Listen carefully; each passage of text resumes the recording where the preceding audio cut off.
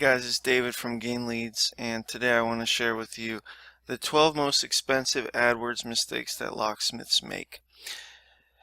Number one is costliest mistake is using AdWords Express. AdWords Express is easy to get a campaign going, but it lacks all the features that make AdWords powerful and cost effective. So for example, you can't see what searches your ads are actually getting clicks from. Those are called search terms, and AdWords Express does not show you those search terms, so you don't even know if you're showing up for relevant search terms. You could be showing up for words like dreadlocks and you would never even know it. And because of that, the cost per click is much higher. You can't make any improvements to bring the cost down like you can with AdWords. You can't do any kind of bid adjustments, and you can't really match the ads to the keyword. You can't match the keyword to the landing page, so you don't really have any control over your quality score. You can't improve your quality score. And you might get some phone calls from it if you're maybe the only locksmith in your area, or if you're not in a very competitive area, then it could be better than having nothing. But typically AdWords Express is gonna actually cost you a lot more money than just learning AdWords and setting up an AdWords account. Number two, here's an example. This is actually a client who was using AdWords Express, and so with the regular AdWords, with AdWords Express, he spent $114. He got 8 clicks and he only got 2 calls. The average cost per click came out to be $14.50 and $57 per call, and one call was less than a minute, so it's hard to say what kind of quality call that even was. Now when we switch him to AdWords, he spent $1,066. He got 350 clicks.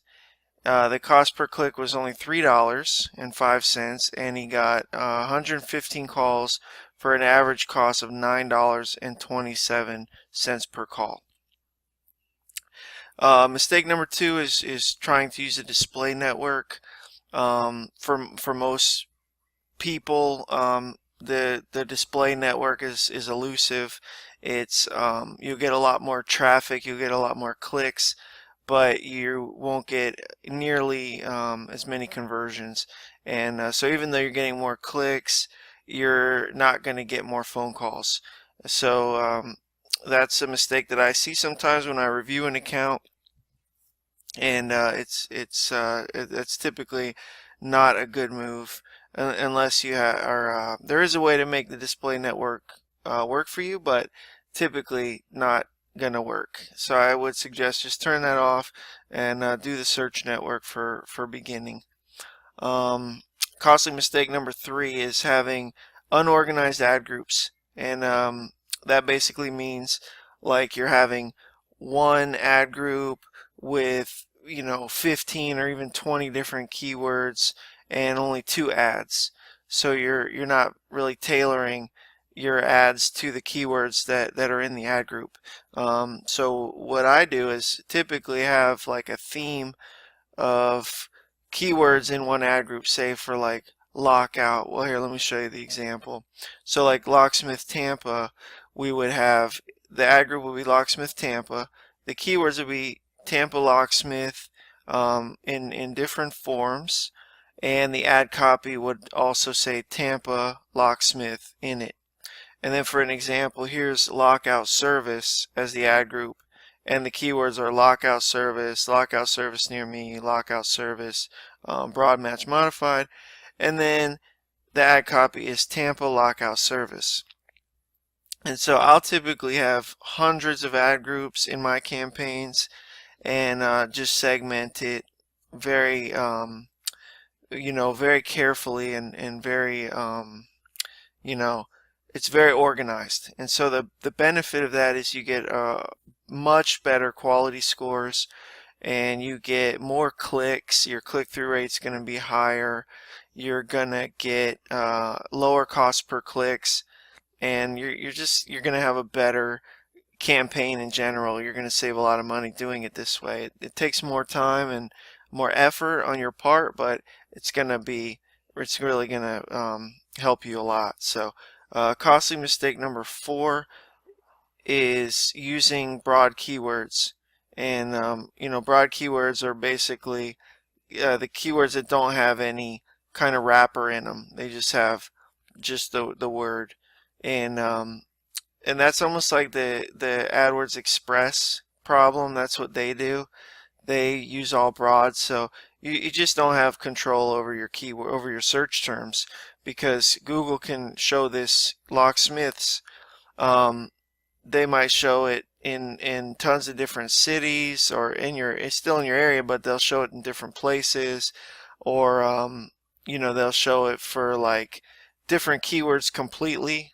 Like dreadlocks, I used that example earlier, and that's because I saw that in someone's account that Google was showing their ad for for dreadlocks. So try to stick with the some sort of modifier, whether it's phrase match, broad match, or broad match modified. And I'll tell you, my two favorite, I don't use phrase match anymore. My two favorite are the broad match modified and the exact match. Those are, to me, the most powerful. And so here's just some examples. Broad match modified. Actually, I have a video for this that explains the different match types, so I'll put that somewhere on this page. Link to that video. Costly mistake number 5 is not using negative keywords. So this would be like maybe looking through your search terms, and you'll see that you have like locksmith license, or locksmith certification, or locksmith training, locksmith jobs, locksmith careers. So you can make negative keywords out of those words: career, jobs, training, license. I have somewhere around probably 1,500 negative keywords that I use for my locksmith clients, and it's just things that I've accumulated over the years from being in being in the industry. So just go through your search terms a couple of times a month, or depending on how big your campaign is. If you're getting tons of clicks each week, then go through it a couple times a week, and just sort out, get rid of those negative keywords. And my favorite thing to do is phrase match the negatives. So add them, like for example, if you had locksmith training, then do training as a phrase match negative. That way you'll also block it for other search terms like training for locksmiths, and so you can get more kind of bang for your buck when you do that. So this is just an example. There was one account that I went through a while ago, and he had basically $1,800 in a year that he wasted on job hunters, and that was because he didn't have those negative keywords. So it just takes a little time. Add those negatives. It's gonna save you a ton of money.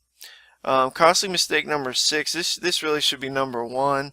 Not tracking conversions, and this is probably the most common mistake. Well, one of the most common that I see is not tracking phone calls and not tracking like contact forms, and you want to be able to really track it back to the keyword that caused the click, so that way you know what keywords are actually resulting in conversions for you. Otherwise, you're just kind of blindly stumbling around. And a perfect example is, if you see one keyword that only costs $3 per call and another one costs $40 per call, you can pause the one that's more expensive and potentially drive more traffic to that $3 per call keyword. And so I'll include a link to this PDF on the page so that you can take a look and read through it and watch some of these other videos to kind of help you set some of these things up. Costly mistake number 7, not using a landing page. That's not always the worst scenario anymore. If your website is decent, it's not so bad, but I still use landing pages for all my clients, and you can that's part of having a good quality score, is using landing pages that are relevant. So you can have one page for like a locksmith in one city. If you service, say, 5 cities, you might want to have a landing page for each city, and it's going to make it more relevant for those users. When they see their city name, they're probably more likely to convert. You can also do it with services. You can have a landing page for car keys. You can have a landing page for commercial jobs. And depending on how busy the keyword is, if you have a high volume keyword that's getting a lot of clicks, then you might want to consider making a landing page for that. So the three that I recommend are Instapage, ClickFunnels, or Landingy. And Landingy is my absolute favorite. But I also use ClickFunnels, and I may include some of my templates at some point that you can download. So if you subscribe to this video, then you might see some of those videos in the near future if you're watching this on YouTube. This is kind of an example of a landing page I might use. Just very simple, lots of click to call buttons, and I didn't show it on mobile, but it also has the mobile click to call at the bottom, so it's kind of like fixed to the mobile screen, and so when they scroll down they can see that click to call button. Costly mistake number 8 is your bidding. You got to get your bidding right. You don't want to underbid where you're not showing up high enough on the page, but you don't want to overbid either where you're number 1 all the time, because you might not need to be. So that's important, is to kind of keep an eye on your search, keep an eye on your keywords. Average position, you can add the columns for average position and search impression share. You can add those too, and those will give you an idea of search impression share. Will show you how much you're showing up, and impressions and average position will show you where you're showing up on the page. That's a video in itself, but you just want to keep track of it. Typically, if you're getting a lot of clicks, then you can probably stay in number 2 or number 3 area. If you're in a smaller area, then you might have to shoot for number 1.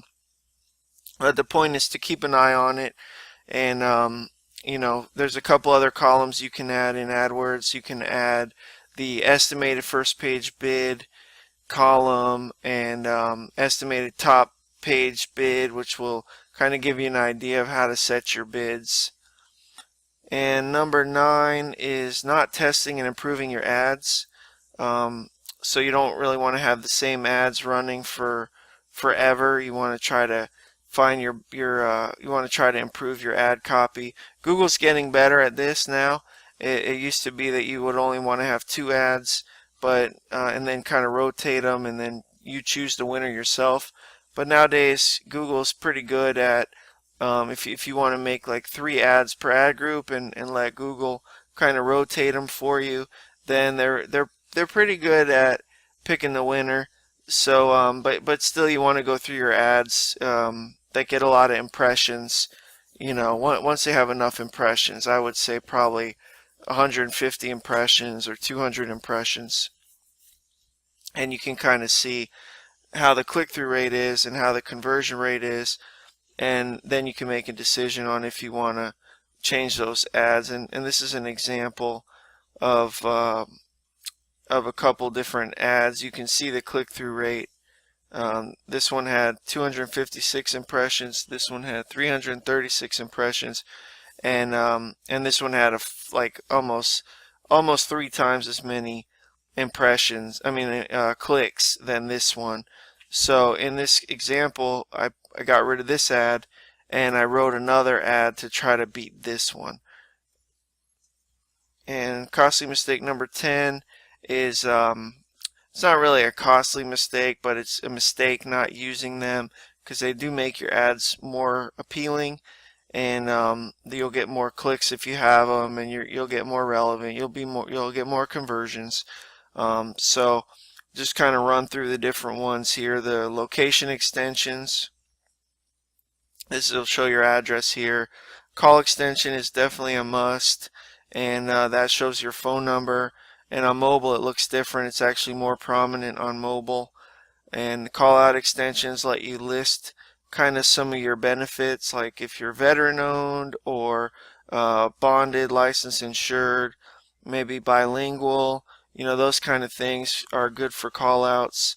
Site links are great for maybe driving traffic to some of your other pages. Um, and structured snippets are good for different things like neighborhoods or services. You can do your services in there. And review extensions are, I think they're going away. I still see them, and if you have them in your account, and you may still want to try to take advantage of them. I'm still using them on a few accounts. If you have if you've been mentioned on another website, like you have a BBB plus A plus rating, then you can add that in there. And or if you've been mentioned on a website, you can use that. It's kind of, you can't mention like you have 5-star reviews on Google, but like if someone did a write-up about you or something like that, then you can quote maybe one of the things they said about you. Price extensions are great.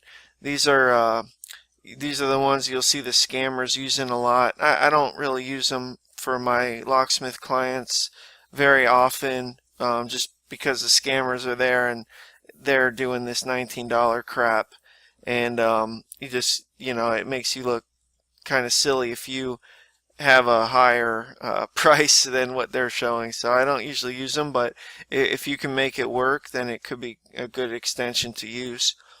And message extensions can be good. I haven't had much success with them, but I still wanted to include them just to kind of educate you about them, because you can test them and see if you actually get any text messages from people. It can be a lot of young people like to text, and so it can be just an extra thing if you're the only guy that has them. And it might be an extra easier barrier of entry for the customer to get a hold of you. And number 11, actually I've kind of changed my mind on this.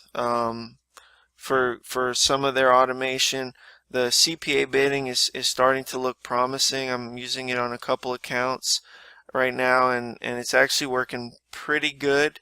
I'm still using manual bidding for most of my accounts, and that's definitely what you should start with. Don't use their other bidding like maximize clicks or maximize conversions, or any of those other strategies that they have. Start with manual bidding, and then once you get some good results and you have like 50 or 60 conversions in a month, then you can try switching over to the CPA bidding. And that's the only other one that I might recommend at this point anyway. Google's working hard on their AI, artificial intelligence, so things are going to be, they're already progressing rapidly, but in the near future it's definitely something you're going to want to keep an eye on if you're serious about AdWords. And costing mistake number 12 is really just setting and forgetting.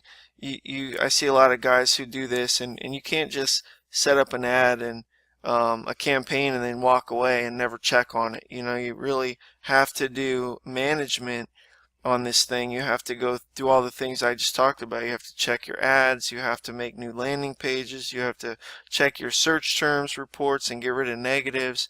And I mean, that's why that guy spent $1,800 in a year on crap keywords, because the management company wasn't doing their job. So that's a big mistake, is setting and forgetting and just thinking that you can walk away.